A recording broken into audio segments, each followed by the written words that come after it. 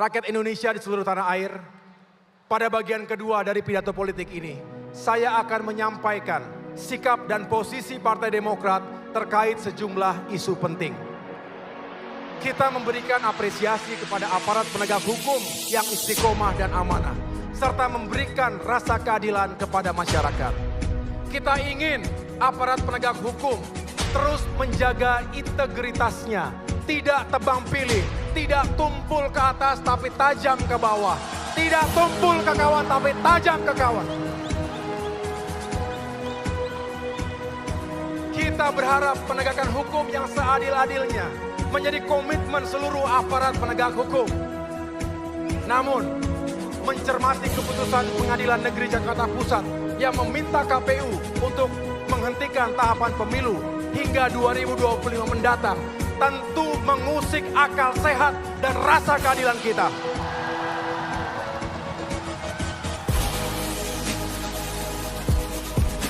Apa yang sedang terjadi di negeri kita ini?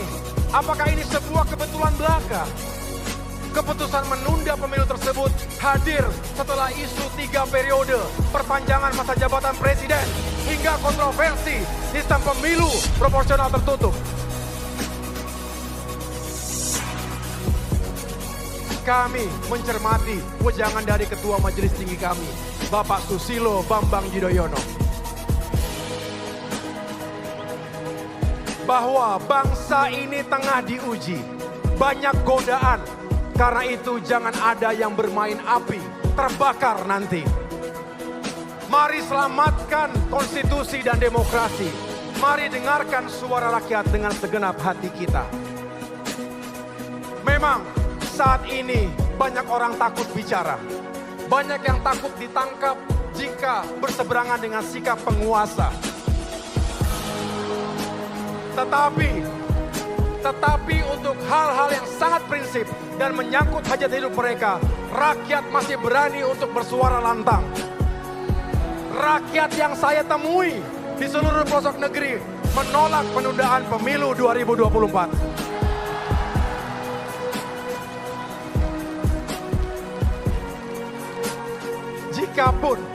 Jikapun pemilu 2024 dipaksakan ditunda, lalu siapa yang akan memimpin kita nanti?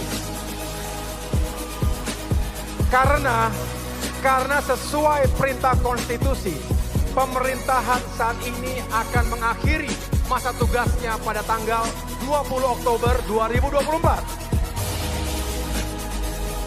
Pertanyaannya begini, apa iya ada PLT Presiden?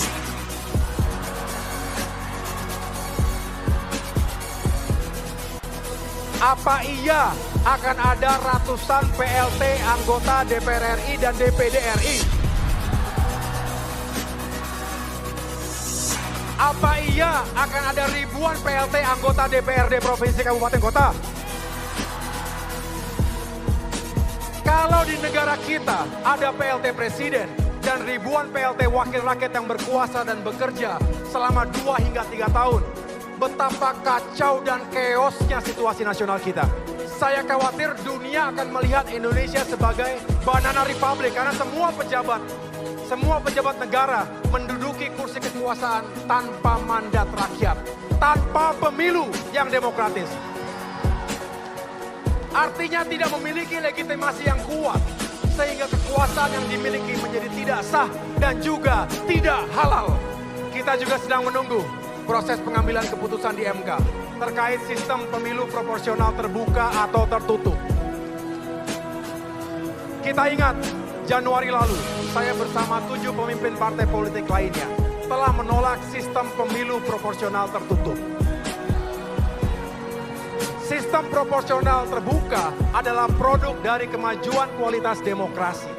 Sistem ini memungkinkan setiap warga negara yang memiliki hak dipilih untuk bersaing secara sehat, membangun hubungan kepercayaan dengan konstituennya masing-masing. Lalu bagi warga negara yang memiliki hak untuk memilih, terbuka ruang untuk mengenal langsung siapa yang akan menjadi wakil rakyatnya. Tidak seperti membeli kucing dalam karung. Jika ada keinginan untuk melakukan perubahan dalam sistem pemilu di masa depan, tentu saja dimungkinkan. Tentu juga harus dalam koridor dan aturan yang berlaku. Tapi jangan mengubah aturan yang sangat fundamental sifatnya saat tahapan-tahapan pemilu sudah berjalan. Ibaratnya begini, kalau dalam sepak bola, apa boleh kita mengubah aturan offside di tengah-tengah pertandingan yang sedang berlangsung?